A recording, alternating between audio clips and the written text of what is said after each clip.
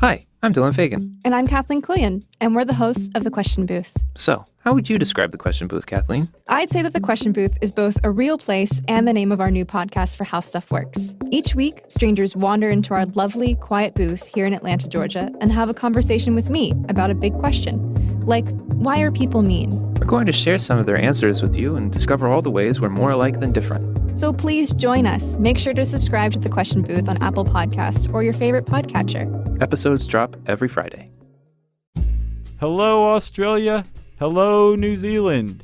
We're coming to see you. That's right. Are you psyched? I'm psyched, man. I'm ready to encounter all the deadly animals that are going to be in our way.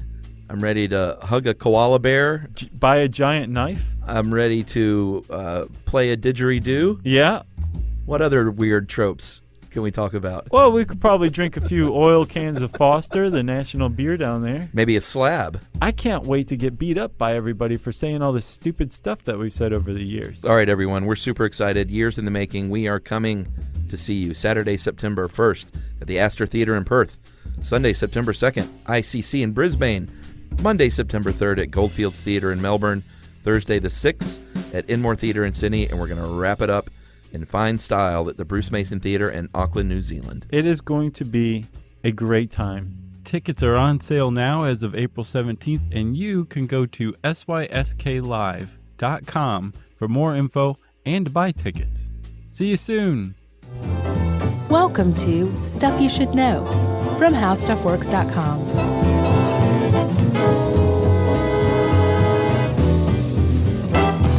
Hey, and welcome to the podcast. I'm Josh Clark. There's Charles W. Chuck Bryant. There's Jerry. Guess what Jerry's doing? She's eating her lunch, which is what she always does. So that makes this Stuff You Should Know. Just back from the road, big grueling two-city tour. It was kind of grueling because I get really, really nervous before DC shows in particular. Yeah, so thank you to Boston, Massachusetts, the Commonwealth. Making it nice and easy and relaxing. The Commonwealth and the District. We didn't go to a state. No, we didn't, did we? Yeah. You know, those poor schmoes in D.C. they don't even have representation. Yeah, but they can buy weed. Really? I didn't know that. I don't know if they have shops, but I know that D.C. is one of the places that supposedly voted it in. Huh. But it usually takes years after to roll that out. Sure. Roll that up. It's a big thing. I read a really, really interesting article. I think it was in the New Yorker years back when right after Washington and Oregon passed. So they were the first to pass recreational, right? Yeah. And I can't remember who it profiled or what state the guy was working for, but it was this guy who basically was like, okay, the voters voted this in, go figure out how to do this and like do it right so that we actually get rid of illegal weed and organized crime and all that stuff, but also don't hurt the alcohol lobby. Like this guy had so many interesting balls juggling in the air. Yeah. That it was a really great article. Check it out. I don't remember what it was called. I'm pretty sure it was the New Yorker. No recollection of the year. Go. Wait. I just left. So we're talking today not about weed or the New Yorker or anything like that, even Jerry's lunch. Chuck, we're talking about Ferraris. One of the most beautiful car lines. One of the greatest automotive manufacturers of all time. Yeah, it's funny. Dudes like you and I, obviously, there's one Ferrari to us. Although I have grown to appreciate other Ferraris over the years. Like the Ferris Bueller Ferrari sure. and some of those older cool ones. But for guys like us, the Magnum PI Ferrari is the Ferrari to end all Ferraris. What is that, like the 330S, I think? I don't even remember. I call it the Magnum. Sure. That's all you need to call it. One of the greatest looking cars in the history of cars. And I'm not even a sports car guy. Right. No, I'm not either. But that is probably the greatest car ever made. It's dope. Yeah. So Magnum could rock that thing. And if you watch him get in and out of it, it's pretty funny. Just that alone is like, wow, that's a really well-made car. Well, yeah, and you're also like, it's Tom Selleck 9 feet tall? Yeah, he kind of is. And are his shorts that small? But that Ferrari, that I think it's a 330S. It was, yes, his shorts were very small. Remember that? A lot of thigh on that show. It was like a clown car, basically, when he'd get out of it. Yeah. You know? Higgins would come after and Rick. Man, what a show. But that's not the Ferrari that we're talking about today. No. And I want to say, so there's some numbers that are in here. I went and looked up the real numbers These are way, way, way low. What, as far as value of the car? Yeah, if you want to get fascinated, everybody, even if you're not into Ferraris, just type in some of the names of the Ferraris that we're going to throw out there today in the years, and you will find an entire world out there of breathtakingly rich people who buy Greek tycoons, $500,000 cars. Yeah. You know? Yeah, I mean, people value different things, obviously. I've never been a guy that thought like a $75,000 car. I've always just thought, why would somebody spend that kind of money? But some people, they love their cars. So sure, yeah. That's their jam, Well, that's kind of what this episode's for. It's a car episode from two guys who are not car guys. So dig in and prepare to be outraged. Yeah. Moment after moment. I've got my kind of SUV that my brother thinks is a minivan. Mm-hmm. It's a crossover. Is that what they're called? No, a crossover is like a car and an SUV. Yours is a minivan and an SUV crossover. Yeah, I drive a Honda Pilot now, everybody. And the Pilot underwent a change from looking like a 4Runner type of SUV a couple of years ago, I think. Then they kind of shrunk it and squatted it to where it sort of looks like their minivan. Put a clown nose on the front? I tried to get a minivan. I tried to get the Honda Odyssey, and Emily was like, no, we're not getting a minivan. Well, I saw it just yesterday, and I can tell you it's a fine-looking car. I appreciate it. Yeah, and you look totally normal driving it. First time I've ever had leather seats under my butt. That is so nice. Here at 47 years old. And you're just like, fart. What? That's how you fart in a leather seat. Classy-like. Well, plus it doesn't absorb like those cloth seats. They get a little stinky. Oh, they do. Yeah. They do, and like it accumulates over time, you know what I mean? Yeah. That's why if you're ever going to buy a used car, everybody, which frankly I think you always should. Smell the seat? No. Just do yourself a solid and splurge on the leather because you can wipe those off. Right. But I do, everyone, take heart. I still am true to my roots. I have my pickup truck because it's paid for. Yeah. And I still use it for hauling Nice. garbage. That's nice. That's my side job. Is it? I didn't know that. Yeah. That's cool. Good to haul know. trash. Good to know. Do you have a card? No, you just flag me down. I just drive around yelling out the window. That's a good idea. You don't need a card. Why waste money on those? Exactly. So we're talking Ferraris today, and we're talking specifically a 2-year period in the 1970s when not one, but 2 Ferraris made the news for being buried. Kind of nuts. Yeah. If you want to terrify, horrify a Ferrari enthusiast, talk about burying their favorite car. Yeah. Especially how they did it the second way. All right. Should we start out with the first one? Yes. All right. 1977, spring in Beverly Hills. Very lovely, I imagine. Yeah. You know? I mean, it's always lovely out there. In Beverly Hills? Yeah. That's the slogan they put on the T-shirts. That's right. There was a socialite named, and she was married to, well, the story's a little convoluted, but she was the widow of a Texas oil tycoon named Ike West. And this is the bare bones beginning. She was married to this guy. He died. And she had a car that she loved, a Ferrari America. 330 America, 1964. And her wish was to be buried in this thing. Right. And we'll go ahead and leap to the end and say that did happen. And now we'll fill it in with all the exciting details. Yeah. So this lady, Sandra West, she actually was born and raised in Beverly Hills. That's right. Her parents owned a clothing store. And so she was like middle class. But she was a looker, and she started dating like hunky stars, like Elvis. Yeah, she was hot to trot. And Sinatra. I think that's actually fair to say. She was a fun-loving person, but also a very lonely person, as we will see. So she starts dating around, and she ends up dating a guy named Saul West. Yeah, a little weird how this all happened. So Saul West was a Texas oil tycoon, and he was actually well, he was in a way. But he was actually the younger brother of Ike West. So Sandra West, when she meets Saul, she doesn't know that Ike West exists, and she's not super happy with Saul. Apparently, he ran around on her and everything. Yeah, not a good guy. And she was like, "Wait a minute, you have a brother, and he's an older brother, and we all know what that means. And he's the true heir to the family fortune. where is he, do you say? And Saul was like, oh, he's just a washed-up loser. He loves drugs and drinking, and the parents, they're sick of him, so they sent him down to Mexico to live with his bodyguard. Yeah, that's where you go to clean up. That's another episode right there. We need really to go. is. I looked into Ike West. There's not a lot about him online. Yeah, I wonder, I mean, is it disparaging to say that she was a gold digger? No. Yes, it is. She undertook and carried out a project successfully. Which is marry a rich guy?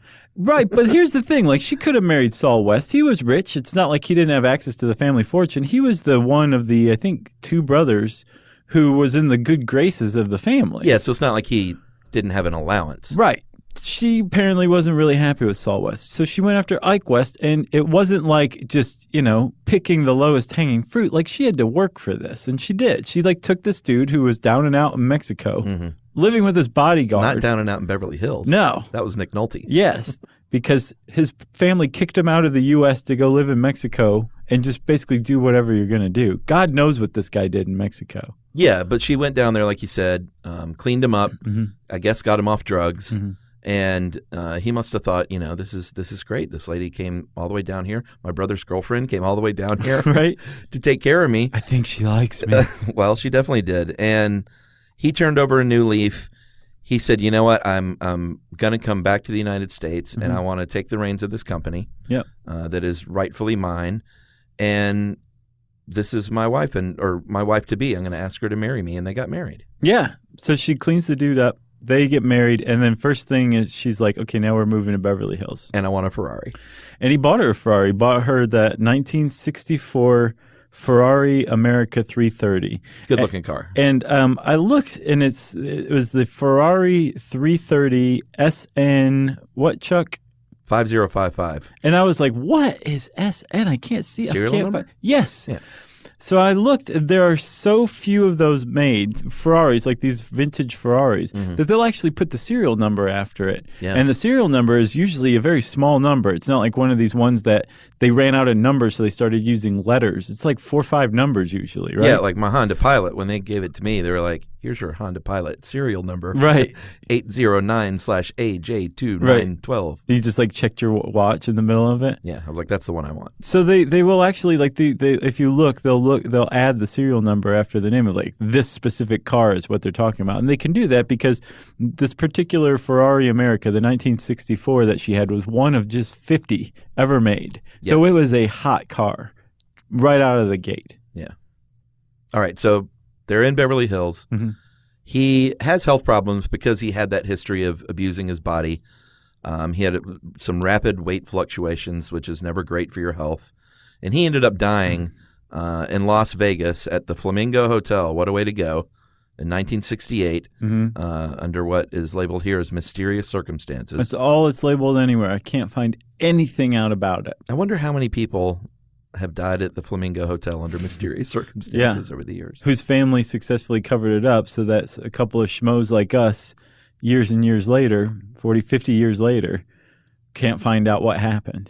Right. So how long were they married? Do you know what year they got married? So I believe in 1964. Okay, so they were married a short 4 years. Yeah.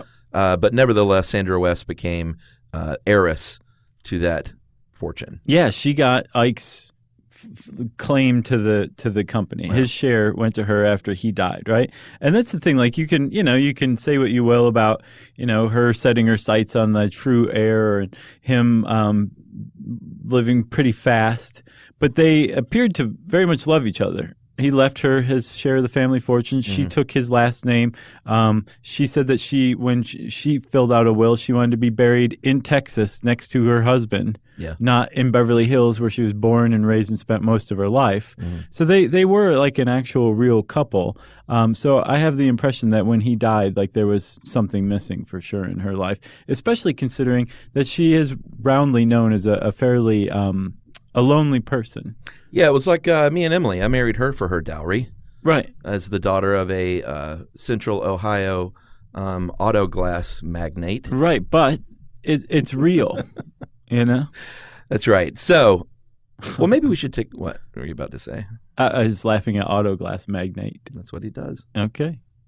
Cineco Glass, everybody. Plug in father-in-law's company. Nice job. If you need someone to come out and you had a tree fall on your window, Rick will take care of you. That's nice. That is nice. Which he's going to be at our Cleveland show, by the way, which is great. He should be. It's like right there. Yeah. All right, maybe we should take a break because I see the words Engelbert Humperdinck in front of me. We'll come back and reveal the secret right after this.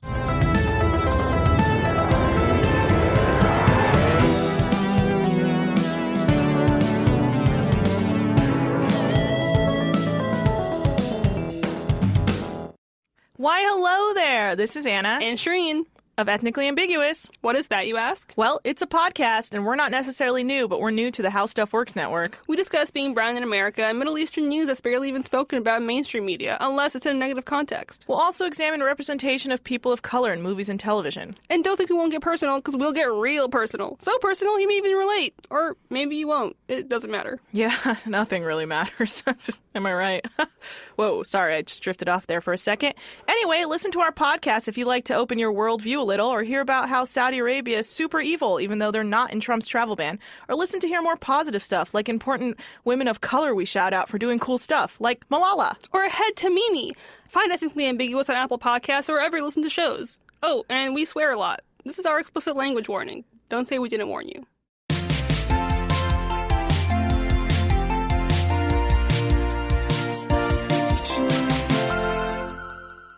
What's secret? Well, she dated Engelbert Humperdinck. Okay. Yeah, after Ike West died, right? She basically made the scene. She became a Hollywood socialite. Yes, and I went to see him in concert when I was a little kid. Oh, really? Yeah, it was one of those, like, I always say my first concert was Cheap Trick because that was the first one that I paid to go see. But my parents, as much as they didn't like music, they weirdly took me to see Kenny Rogers, Engelbert Humperdinck, and I think Bobby Goldsboro. Nice. Those are the three shows that I have some faint recollection of being in the building for. Those are some good early shows. And my mom saw Elvis. I didn't go, but yeah, I think you told me that one. On that very last tour. Yeah. I think that was in the Graceland episode. Probably so.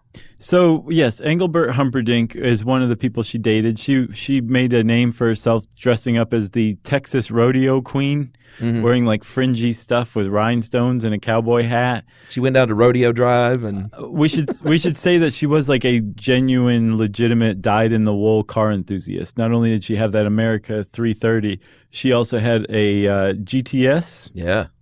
No, I'm sorry, a 365 GT and a dyno.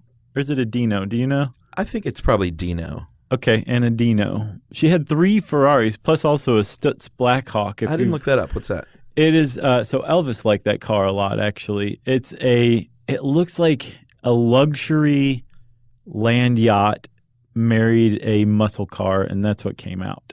You should look it up. Elvis. It's a neat car. Yeah. But apparently it got like 8 miles to the gallon. Well, that's also why Elvis loved it. And it weighed like 2.5 tons. I don't want an efficient car, man. That's pretty good. So, you know, she would do crazy things like, well, I mean, this isn't super crazy, but she would bop around town in that Ferrari and like go to the Chasen's in Beverly Hills and order a burger to go and speed out of there in her Ferrari in her rodeo outfit. So she was sort of well known in town as a bit of an eccentric. And by that, I think we mean she liked pills a lot. Well, too. Sure. It was the 70s. So, yeah. So she lived fast, but she had fun, I guess is the way to put it, right? Lived fast, died young. She did die young. So in her America, she got into a car wreck and sustained some injuries. And she seemed to be on the mend. She was getting better. But she, from what I understand, she was given a nurse and a doctor to oversee the drugs that she was taking as a result of the car wreck while she was mending. And then one night, I guess she had taken too much, or else she got her hands on some other drugs, and she overdosed apparently on codeine and barbiturates from what I saw. Yeah, very sad. However, this is where the story gets a little strange. That was in 1977 when she passed. And in 1972, 5 years previous, she actually thought ahead of time and said, I want to be buried next to my husband. See? In my lace nightgown by Porter Loring who was, I guess, just the go-to mortician hot mortician in San Antonio. And I want to be buried in my Ferrari and this is a quote, with the seat slanted comfortably. Yeah. She didn't want to be sitting straight upright for eternity. Of course not. So here's the thing. For her will to be carried out, it fell to her brother-in-law / ex-boyfriend, Saul West. Saul was not very amused by the prospect of having to do this. Oh, I'm sure he was like, are you kidding me? So after all this? Yeah, because not only is it bearing a Ferrari, the other Ferraris got auctioned off for ridiculous amounts of money. Some of her jewelry after her death was auctioned off for things. I think one of them was like $350,000 in 1977 dollars for one of her rings. Wow.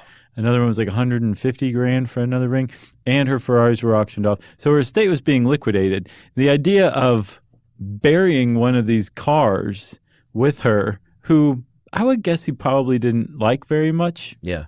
That was bad enough. But on top of it, this funeral was going to cost about $15,000 in 1977 dollars. Right. So he went to a judge and said, this lady was wacko. There's no way I should have to do this. Judge now. And the judge is like, all right, wait, we're going to put a hold on all this. Let's put Mrs. West on ice in a mausoleum. Like literally. And we're going to sort all this out. So they did. Yeah, so her physician, Dr. Raymond Weston, had to testify and says, well, she was a bizarre woman for sure. And he described her as a psychotic with a tendency toward paranoia and hallucination. Mm-hmm. But the judge was like, it really doesn't matter. If these were her wishes, then it's legally, we have to carry them out. So the final ruling came down that, yes, we are going to bury this woman in her Ferrari. Right, and by we, I mean you, Saul. Yeah, the judge was not involved in that part. Man. So Saul did it. He hired Porter Loring as Sandra had stipulated, and they shipped the Ferrari out from Beverly Hills to be outfitted with Sandra, who was wearing her lace nightie, put into the car. Mm-hmm. And then put on into a casket, an enormous, giant casket, and then taken by train out to the graveyard where a crane was waiting. Oh, the Ferrari was in a casket? Yeah, they put the whole thing in a casket. Wow. Well, I guess that makes sense. Sure it does. It's a big old casket. Was it didn't Elon Musk send up? Oh, no, of course, that was a Tesla. Right. I was like, wait a minute, wasn't there a Ferrari in space? No, it's a Tesla. Yeah, that would have not made any sense whatsoever. No. And it makes you wonder, like, who really is Starman? Which of his enemies was unlucky enough to be shot alive into space to die out there while the whole world was watching, In that suit? Because he's got a touch of supervillain to him. Oh, you think? Yeah, we're just all very fortunate that he's not 100% supervillain, because we'd be in big trouble if he was. He keeps it all in check. Sure. So the story very sadly sort of ended, although she got her wish. She didn't have a lot of friends. Like, apparently the people that attended her funeral were her attorneys and nurses and doctors and stuff like that. Mm-hmm. So it was sort of a sad ending to this lady's wacky life, to be buried in a 19-foot long, 10-foot wide, 9-foot deep grave in her Ferrari. Right, which they filled with cement around so nobody could try to get the Ferrari out. Or that nightgown. But she got her wish. Her wish came true. Yeah, so happy ending? Sure. Sad ending. Happy. And apparently now it is still visited by people. Where is it? San Antonio? Mm-hmm. People go by and see where this Ferrari is buried. Yes. You went to San Antonio. Did you go by there? I didn't. And I knew about this, but I didn't realize she was in San Antonio. We would have totally gone. That sounds like something that you guys would put on your list. Totally. Well, it's on the list now. I'll tell you that. Should we take a break? No. Should we barrel into the second one and then take a break? Yeah. All right. We stay in California because that's where this kind of crazy stuff happens. Well, we have to go back to California because we were just in San Antonio. Good point. Watching the 300 spectators watch Sandra West get buried. It was really weird. That's right. So we go to South Central Los Angeles, the West Athens part, and I didn't know where West Athens was until I looked it up. 119th Street, roughly. Mm-hmm. It's sort of... By the 110, right? Yeah, it's kind of like east of Hawthorne. Mm-hmm. I have no idea what you're talking about. I know. I just made up that 110 thing. I looked it up too, though. I was like, because I had seen it referred to as South Central, but then everything else said West Athens, and I'm like, what is that? So I looked. You know where Beverly Hills and Hollywood are, and that's it, right? Pretty much. Yeah. In Venice. Sure. Venice by the Beach. water. But it's like in the south part of South Central, the southwest part of South Central, I think. That seems about right. Okay. Yes. Okay. All right, so we're oriented. And there's a staff reporter from the LA Times named Priscilla Paynton who's going to figure in because she kind of covered this story in depth. And, well, this story is a little weird. We're going to tell you the story, but the story is not quite accurate. But we're going to not quite what it seems. Yeah, we're going to go ahead and tell it as it was originally written. Which is what people thought it was for decades and decades. That's right. So there were some kids digging around in the dirt in their neighborhood, which is what kids are to do. There's probably a little horseplay. I'm sure one kid was probably self-conscious. There was a lot of kid stuff going on. Lots of kid stuff. And they were digging around and they felt something not too deep that felt hard and said this, I guess they probably brushed some dirt away and said, hey, this looks like maybe the roof of a car. Right.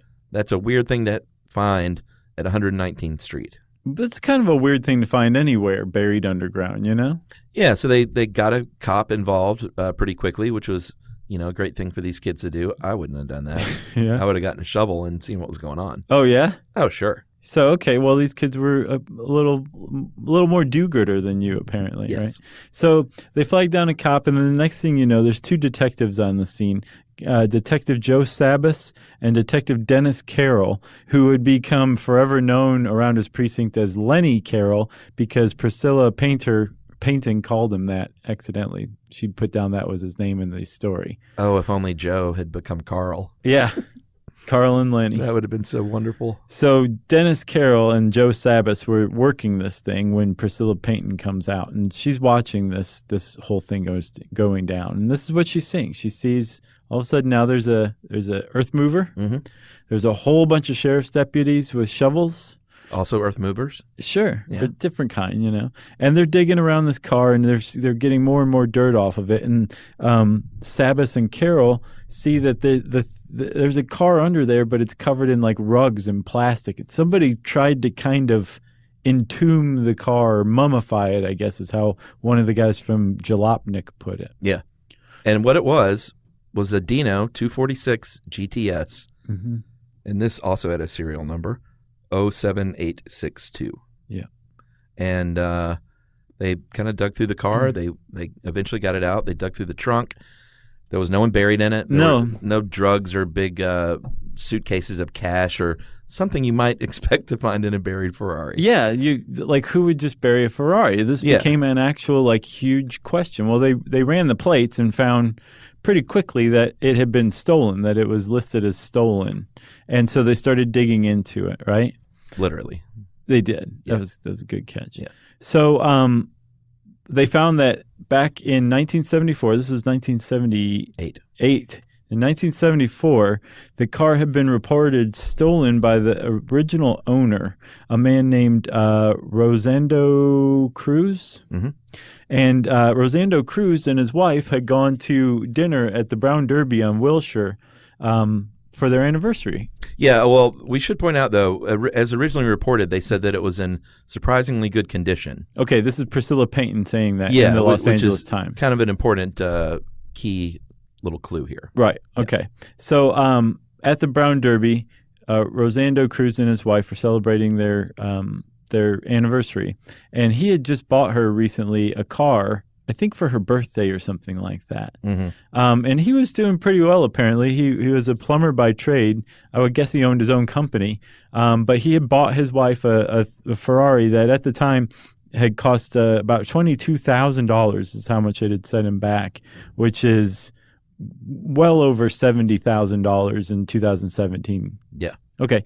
So when they got there, he had noticed that the valet was looking a little too anxious to get the keys from him. And he's like, I'm not letting these guys get Ferris Bueller my car. And his wife was like, what does that mean? He's like, just give it a decade or so. Yeah. And you'll see. So he decided to just go park it himself on Wilshire Boulevard. And Much safer. Yeah, good idea. Yeah. And so when he came back, the car was gone.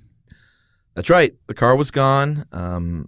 There were no leads as to who took it, as far as the detectives were concerned. And Farmers Insurance Group said, you know what, we're going to pay this thing off at a loss of that $22,500 dollars to the legal owner, which at this point was the Bank of America. Very, very big point as well. Okay, so basically, what you just said, the upshot of it is they said, okay, we looked into it. The car was stolen. It's gone. Farmers Insurance, you need to pay the owner of the car, which is the bank, and it's all just done. This is 4 years prior, right? That's right. So when the car turns up, like you said, Priscilla Payton, well, you want to take a break? Nice cliffhanger. Okay.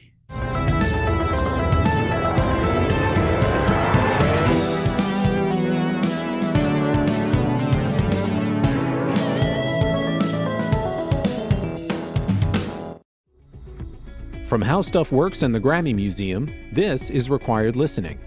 Hear from the biggest musical artists on the planet every week. Tell me a little bit about, from your perspective, the difficulties that artists face in the rest of their lives because they're chasing that muse. Yeah. It's the muse keeps us alive and probably helps kill us too. One of the things I love about my partner, Neil Young, is that, his relationship with the muse of music is really insane. I mean, I think he talks to her on a daily basis, and he follows his muse. And sometimes it's difficult for people, but you must admit that Neil particularly follows his muse. Required Listening is the place to hear everyone, from legends to emerging artists, discuss their inspirations and their struggles. Make sure to subscribe now on Apple Podcasts for exclusive access to the biggest musical stars on the planet.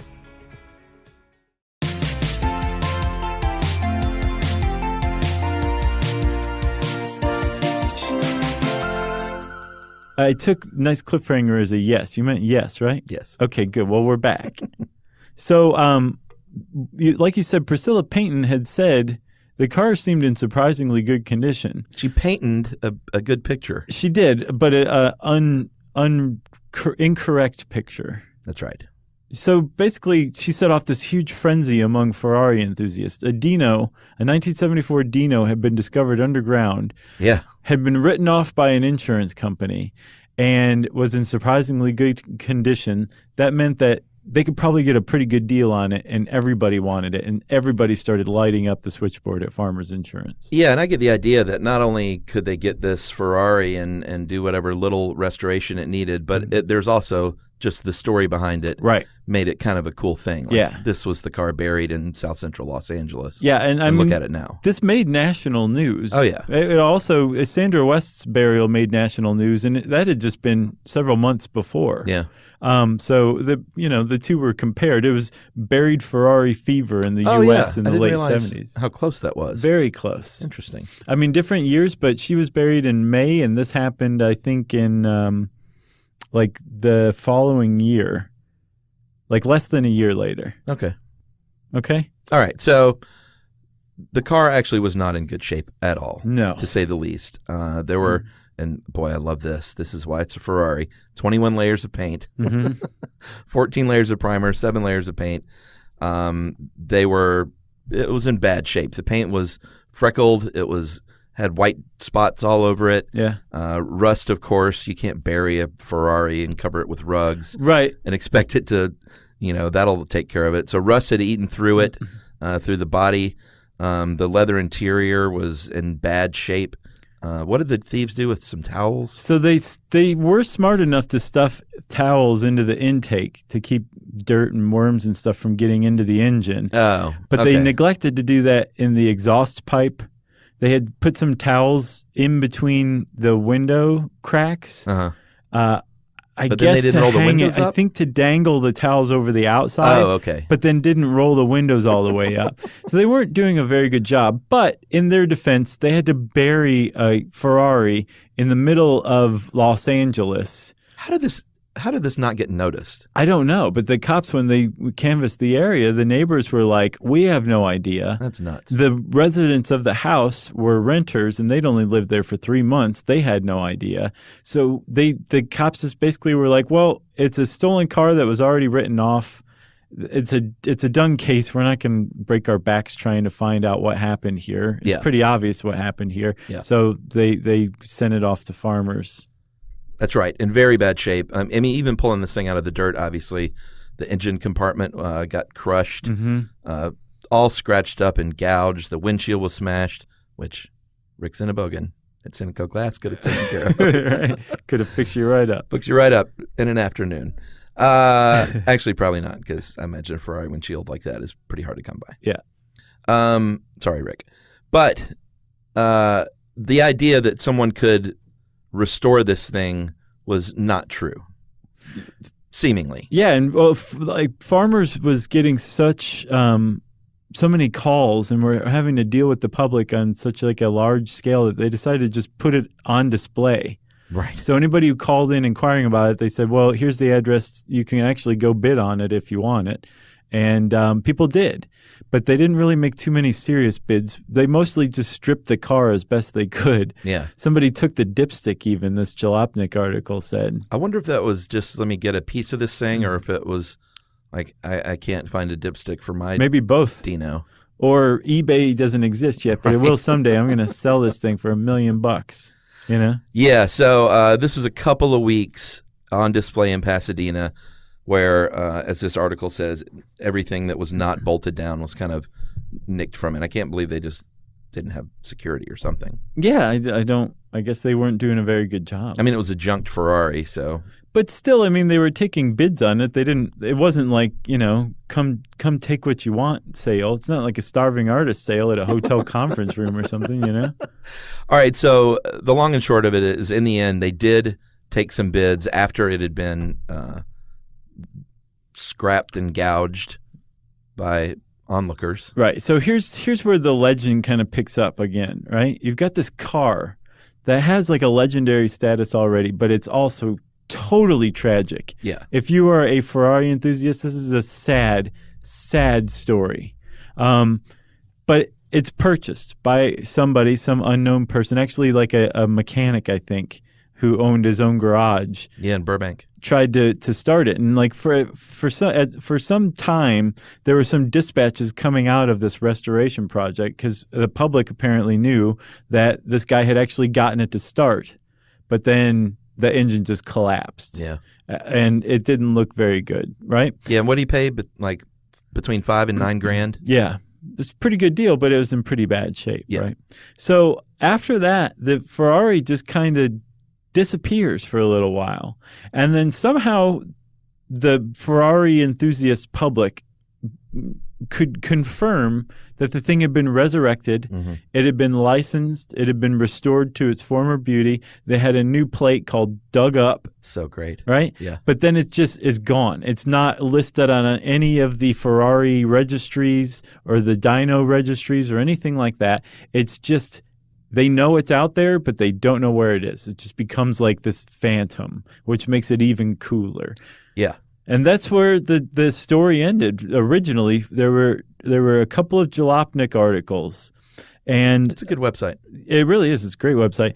And there was one Jalopnik writer in particular who was like, that was a pretty good article, but I want to know more about it. His name was Mike Spinelli. And he did a follow-up. He dug in even further to this legend. He wanted to find that Ferrari, and he actually ultimately was successful. But what he turned up, Chuck, was an even bigger twist to this story than digging up a Ferrari in the middle of South Central Los Angeles. That's right. He ultimately found Dennis Carroll, that one of the original lead detectives, Lenny and Carl. He was Carl. And he learned the true story, which was kids did not find this thing playing in the dirt. That didn't happen at all. It was actually discovered because of a tip from a CI. Right? And if you've seen The Wire, you know what that stands for. It's a confidential informant. He was a heroin addict, and when I say he, I assume it was a guy for some reason. Yeah, it could go either way. Yeah, I just hear confidential informant, heroin addict, and I think, dude. Mm-hmm. Not fair, ladies. I'm sorry. Right, yeah. Don't leave us out of that circle. So he and his partner had made Lenny had made up that story about the kids finding it. I guess because it was a police matter. It was a confidential informant. Right. So they had to why. cook up this fake story. I don't know if they had to, but they chose to. They wanted to sniff Payton off the case. That's right. So they they just protected their source and said it was kids playing, and that became how this car was found for decades. That was the story.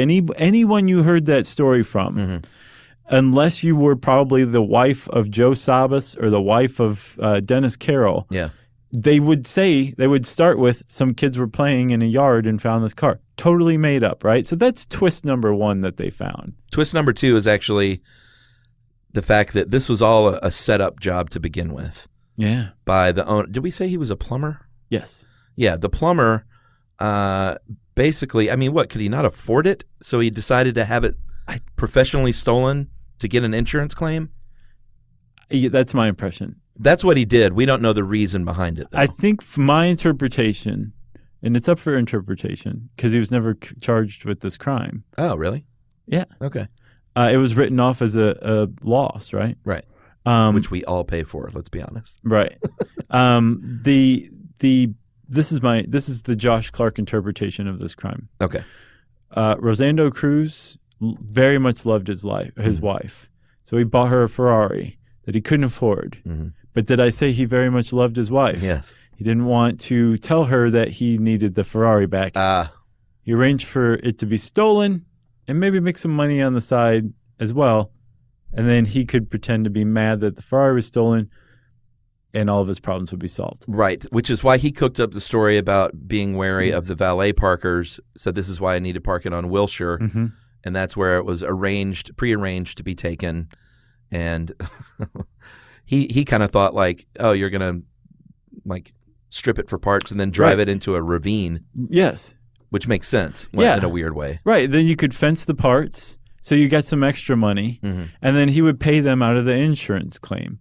That's not how it went down. He didn't say bury this thing in South Central LA. Right, without stripping it of basically any parts. I think they took the Ferrari logo off of the back of the car. Oh, sure. But everything else points to the idea that the thieves were going to. Yeah, it did. Mike D's first necklace, right? But all of the way that the car was buried points to the idea that the thieves were going to come back for it someday. Right. There was an attempt to preserve it. Let me throw some rugs on this. And not only are we getting paid for stealing the Ferrari, but we're going to dig it up and drive it out of that hole one day. Yeah. Yeah. Wow. Because it's got all-wheel drive, probably. That's pretty amazing. So from what I understand, Rosando Cruz was never charged with this crime, even though the cops knew. Good for him, I guess. Yeah. But and that was just my interpretation. I don't mean to cast any shade on him, but just from my research, if that's not the case, my apologies. But that is what it looks like to me. Here's the thing. He didn't get the check. The Bank of America got the check. Well, yeah. So if that was the point, he didn't think it through very well. Well, but he was out from under those payments at least. Right. That's why I think he did it. He didn't have to pay that, like $700 a month? I can't imagine, though. I mean, think about it. Just think about buying an $80,000 car. Yeah. That's a lot of dough. That's a lot of dough. It's a lot, Chuck. But now that car would be worth about $300,000. Well, it's still around, though, right? Yes, it is. Sorry. There's still more to the story. Yeah, a guy named Brad Howard actually owns this car that was buried and trashed underground, which is a pretty amazing end to this story, is that this thing is actually restored to its former glory and still owned by a guy. Yeah, and the guy Mike Spinelli makes this point that when the Ferrari was found, it was in pretty bad shape, despite what Priscilla Payton said in the article. Yeah. But it could have been in way, way, way worse shape. And the reason why it wasn't in worse shape than it was because those years, between 1976, 1977, and most of 1978, there was a huge drought in Southern California. Oh, yeah. The same drought that actually created skateboarding because nobody could fill up their pools, so skaters started skating the Z-Town Dogtown Z-Boys. Yeah, there you go. They started skateboarding because of this drought. That same drought preserved this car a little bit underground, more than it would have been had it rained a lot. Right. And that's the end of that chapter. Paul Harvey style. So you got anything else? No, I mean, I wonder if this has happened again. Maybe we'll do a whole suite on buried cars. I would love to know that. Yeah, if you know that there's, especially if somebody buried another Ferrari, let us know. We'll add it and make it a hat trick. Please. In the meantime, you can go look up buried Ferraris all over the internet, and on Jalopnik in particular, who did a great job of digging this story up. That was unintentional. And since I said it was unintentional, it's time for listener mail. I'm going to call this Another Teacher Writes In. We always like to feature teachers in their classes. Hey guys, long-time listener, first-time writer. Just listened to How the Sun Works episode again and wanted to thank you for selecting it as a Stuff You Should Know Select. Did you do that? I did. Oh, why'd you do that to us? I don't know. I just thought it should be out there again because it's legendarily one of our most troublesome shows. Yes, it is. She said it brought back awesome memories, though. How the Sun Works was my very first episode that I listened to, and it's the one that made me decide to continue listening. How about that? To give you a second chance. And she's like, are these guys for real? I think it was your disclaimer that you were not professionals, wanted corrections, and that your continuing remarks for that were badly screwing this up. And it made me want to keep listening. For the record, I thought you were charming, relatable, and delightfully human and wanted to hear more. Every time I listen to the show and hear you mention the Awful Sun podcast, I want to write in and tell you that that's the one that actually started my 8-year and counting love affair. Wow, How about that? That's something. Like many others who've been listening, your show has become very special to me, not only because it's helped me through many long car trips and intensive home projects, but because I've listened through some very formative years of my life. I started listening as a teenager, and I feel like y'all are friends who have been with me through high school, college, and my early married years. What? And now I am a teacher. What? I teach 7th and 8th grade math, science, language arts, and social studies, and I feel like I'm constantly telling my students facts and tidbits that I learned that week from your show. And now I am middle-aged. And now I'm retired. Now I'm dead. Seriously, it never fails, guys. Thanks again for all you do. Looking forward to many more years to come. That is from Hannah Barton and Ms. Barton or Mrs. I don't know which. It's probably Ms. Barton's class, right? Yeah, Ms. Barton and your class. Hello. Thank you for listening. Ahoy. Thank you for giving us a second chance after that being your first episode. Yeah, that was a great email, Ms. Barton. Thank you very much for writing it. Good luck to you and your class. It's going to be a great year next year. That's right.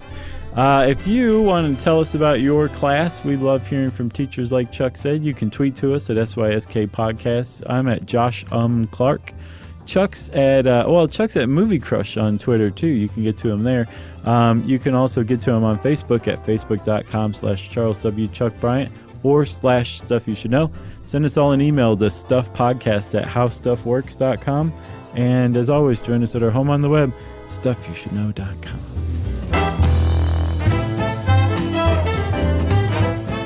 For more on this and thousands of other topics, visit howstuffworks.com.